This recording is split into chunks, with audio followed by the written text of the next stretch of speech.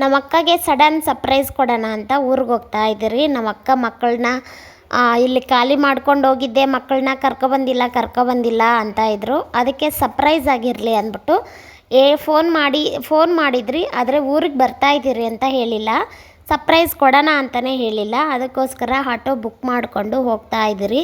ಸಿಕ್ಕಾಪಟ್ಟೆ ಬಿಸಿಲಿದೆ. ಮಧ್ಯಾಹ್ನ ಹೋಗೋಣ ಅಂದ್ಕೊಂಡಿದ್ರಿ, ಆದರೆ ಬಿಸಿಲೆಲ್ಲ ಕಡಿಮೆ ಆದಮೇಲೆ 4 ಗಂಟೆಗೆ ಬಿಟ್ಟಿದ್ದೀರಿ. ನಮ್ಮ ಯಜಮಾನ್ರು ಆಟೋ ಬುಕ್ ಮಾಡಿಸಿ ಕಳಿಸಿದ್ರು. Full traffic jam. ಸಾಯಂಕಾಲ 5 ಗಂಟೆ 5:15 ಆದ್ರೂ ಫುಲ್ಲು ಟ್ರಾಫಿಕ್ ಜಾಮ್ ಆಗಿತ್ತು.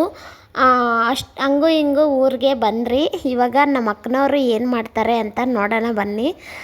ವಿಡಿಯೋ ಹೆಚ್ಚಾಗಿ ಮಾಡೋಕ್ಕೆ ಹೋಗಿಲ್ಲ. ಇವರು ಇದ್ದರೆ ನನಗೆ ವಿಡಿಯೋ ಮಾಡೋಕ್ಕೆ ಮುಜುಗರ ಆಗುತ್ತೆ.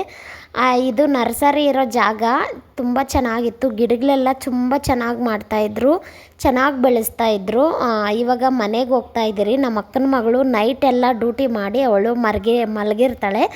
ಇವ್ರು ನೋಡ್ಬಿಟ್ಟು ಮಾತಾಡಿಸ್ತಾಳೆ ಅಂದರೆ ಅವಳು ನೋಡ್ಬಿಟ್ಟು ಹಂಗೆ ಮಲ್ಕೊಂಬಿಟ್ಲು. ಯಾಕಂದರೆ ಫುಲ್ಲು ನಿದ್ದೆಯಲ್ಲಿರ್ತಾಳೆ, ನೈಟೆಲ್ಲ ಡ್ಯೂಟಿ ಮಾಡಿರ್ತಾಳೆ. ನಮ್ಮಕ್ಕ ನಾವು ಬಂದಿದ್ದೀರಿ ಅಂದ್ಬಿಟ್ಟು ಬೋಂಡಾಗೆಲ್ಲ ರೆಡಿ ಮಾಡಿದ್ಲು. ಬೋಂಡ ಎಲ್ಲ ರೆಡಿ ಮಾಡಿ ಮೇಲೆ ಊಟ ಮಾಡಿದ್ರಿ.